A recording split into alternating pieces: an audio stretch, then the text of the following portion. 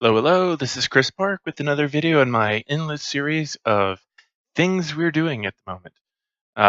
Today we have guest Bob Ross. No, we don't.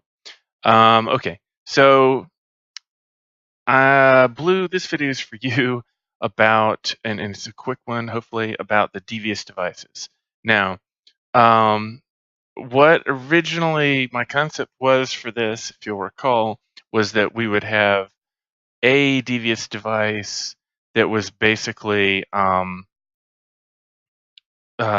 ring with a thing sticking straight off to the side, and then the thing that was sticking off to the side would have a different piece that that went on there each time.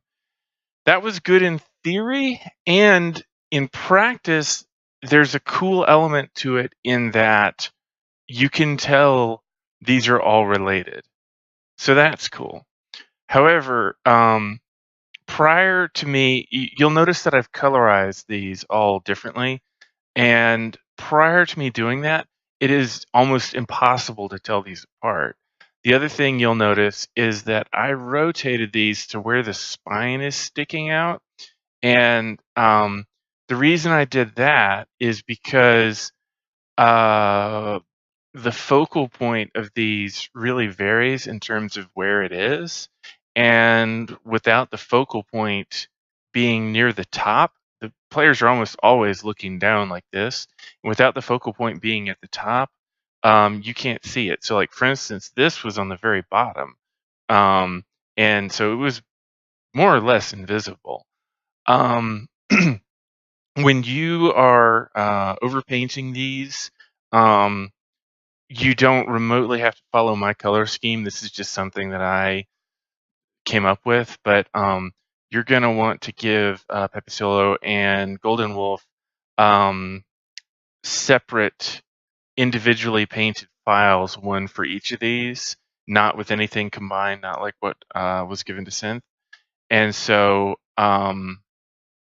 basically, um, you can orient them with the up side however you want.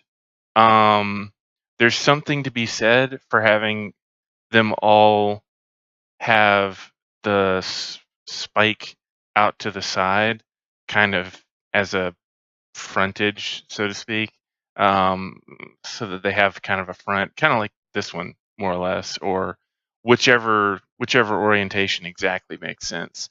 But if we do that, then what that means is that in each individual one, the stuff that is fresh just for that one is going to need to either be on the top of this or on the top of this, or kind of both, just to make them look a little more varied.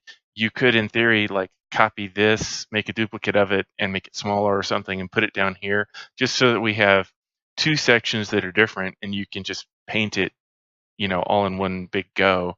Um, it's up to you exactly how you want to handle this. Like I said, I don't really care so long as I can tell them apart.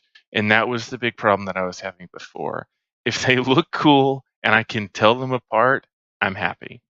That's basically the bottom line.